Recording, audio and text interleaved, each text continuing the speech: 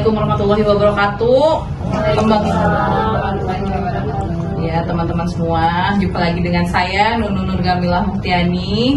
Pada kali ini akan membawakan tentang respectful workplace policy. Jadi ada yang tahu RWP itu apa? Tentang apa? Oke, pelecehan. Tentang RWP itu singkatan apa? respectful workplace policy. Ada yang pernah dengar? Baru dengar, nggak apa-apa ya. Jadi segala macam tentang kayak perundungan, bullying, gitu ya. Itu merupakan salah satu hal yang dicakup dalam RWP. Perundungan, bullying. Terus kalau misalnya apa? Peduli terhadap rekan. Itu juga masuk RWP. Jadi kepedulian terhadap sesama rekan, toleransi itu juga masuk RWP. Nah, salah satunya ini kita lagi ngomongin tentang RWP yang tentang pelecehan dulu, ya.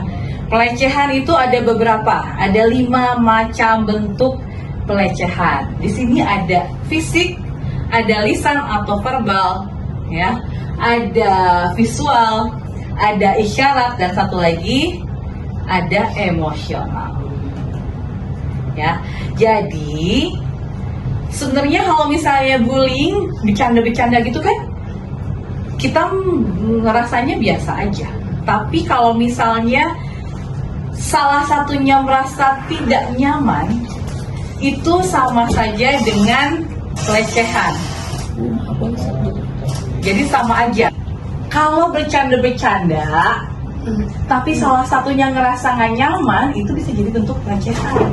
Tapi kalau sama-sama nyaman, tidak pelecehan. Nah, itu jadi sama-sama satu frekuensi, sama-sama bercanda.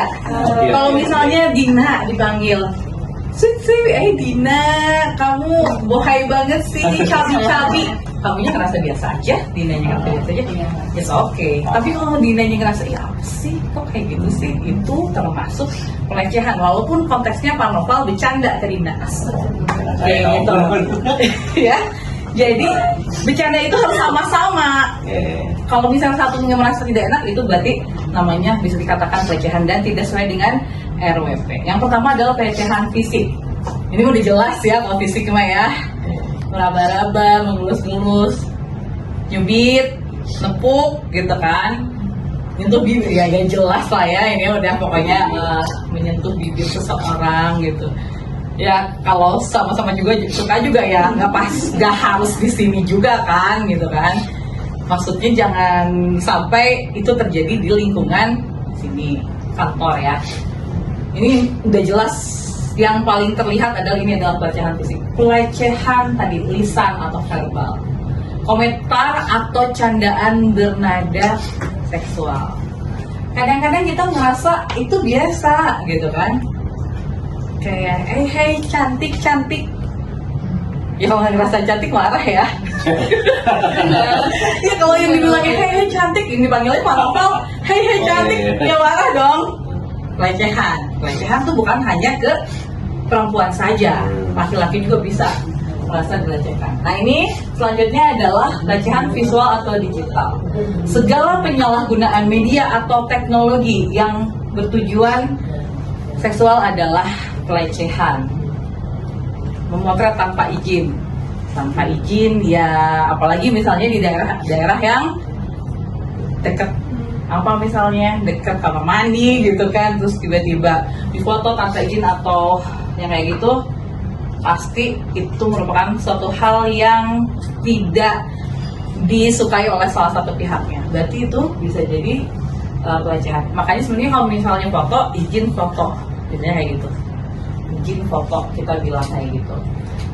Oke, segala ekspresi atau gerakan bernuansa seksual tanpa persetujuan korban dinamakan pelecehan.